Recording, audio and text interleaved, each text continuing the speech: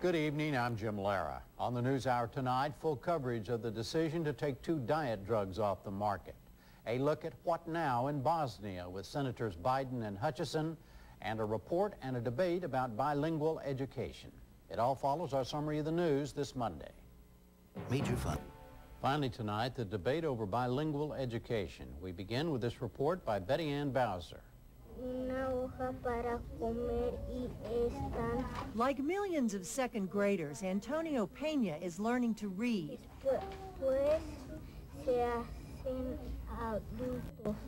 His vocabulary is improving and his handwriting is growing steadier. But his education still isn't typical because he's doing it all in Spanish. Pena is one of a growing number of American students who learn basic skills in their native languages before adding English. It's called bilingual education. Pena's teacher, Claudia Beck, says it's important for him to learn the basics in Spanish.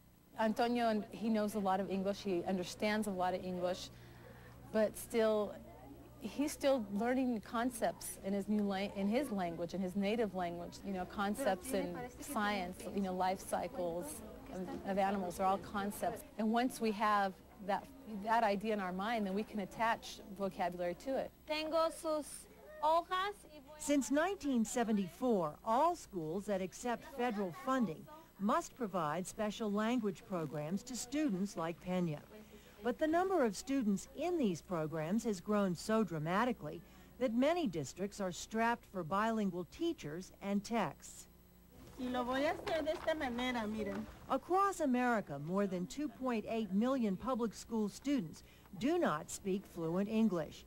That number has soared 100% in the past decade. With the explosive growth has come disappointing statistics. Nationally, 40% of students who have difficulty speaking English never complete high school. Did you get back from the schools? Education professor Rowland Tharp says the problem has forced many districts to take a closer look at their bilingual programs. It's happening everywhere, and it's being faced by school boards, sometimes at the state level. It's being re-examined as to what kinds of programs should be prescribed or what should be the range of options. There's a great deal of it, of re-examination going on.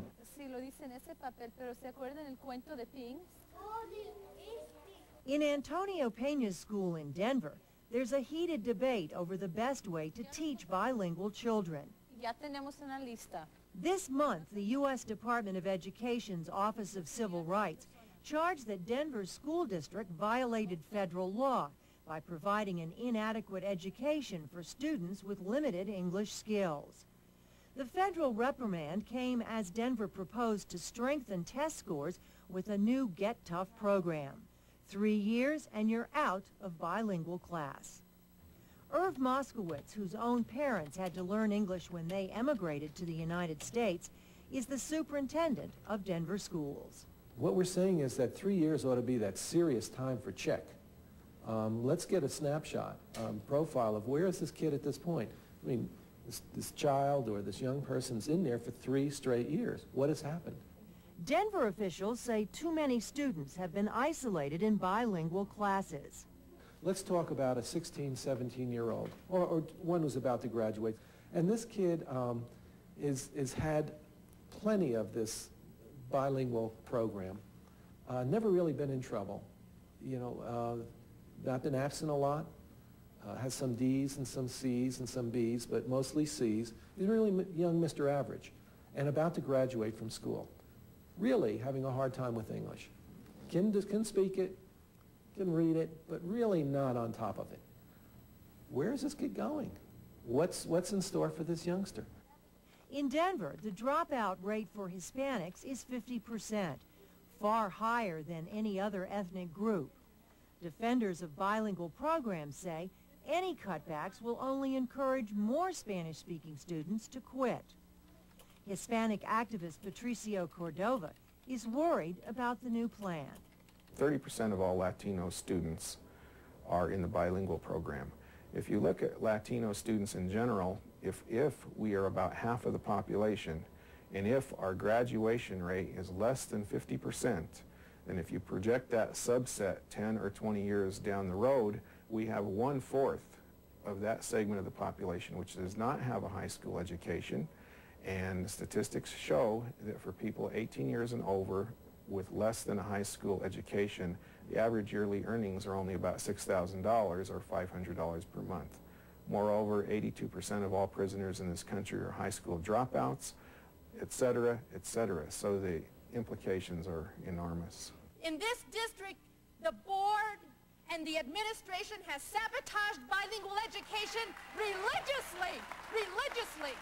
In an emotional public hearing, bilingual supporters said the proposed time limits will turn kids into victims. Son limitados sus derechos como individuos bilingües. If their rights as bilingual individuals are limited, they will end up adding them to the lines on the streets. Is this what you want, to see Hispanics as bad statistics? That's what school board member Rita Montero used to think. An original supporter of bilingual education, Montero enrolled her own son in the program, but abruptly pulled him out after being disappointed in his second-grade studies. He was bringing home pieces of paper that he had written, a number 1 across a sheet of paper, number 2 across a sheet of paper, and this child was adding 3-digit numbers. He was doing a little bit of fractions, a little bit of multiplication, and so to be writing a number 1 across a sheet of paper was just not doing it. So I said to the teacher, this is it. I want him to be taken out and put in an English-speaking class. But many parents want their children to maintain Spanish so they can be proud of their cultural heritage. Montero says she too struggled with the issue. I had to think, what is more important to me? To keep my child in a program where perhaps he'll learn some Spanish and that'll make me happy. Or do I want my child to be able to come out of public education with the ability to compete for scholarships, to be able to go to the college of his choice? Academic success is exactly what bilingual educators say they strive for.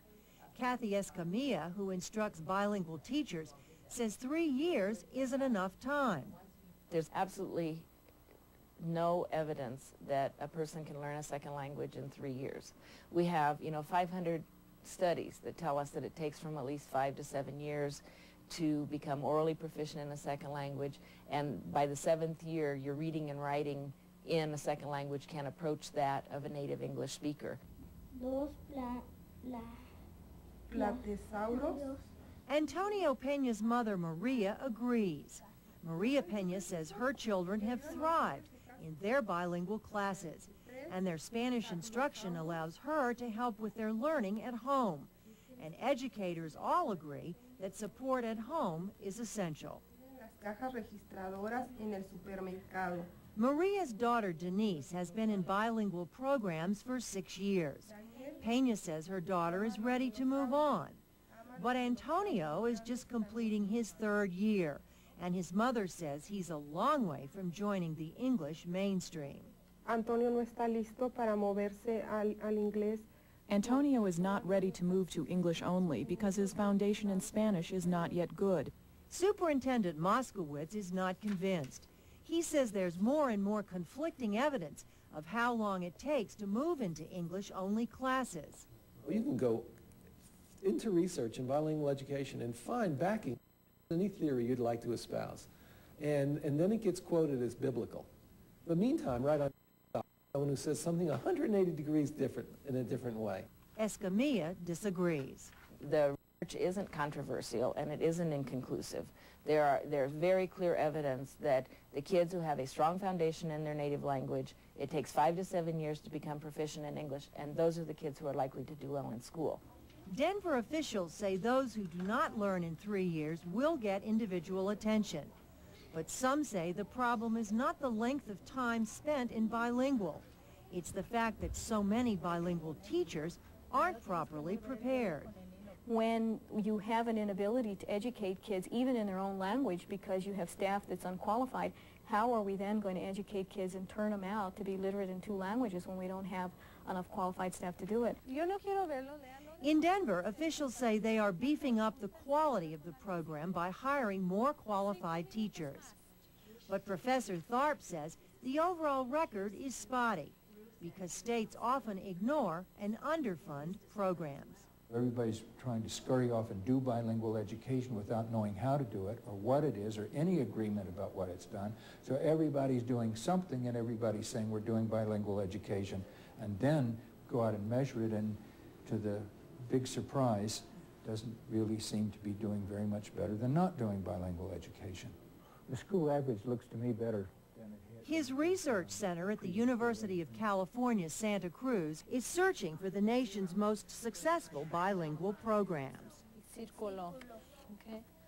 Meanwhile in Denver, officials hope they can enact their new plan when students return to school this fall.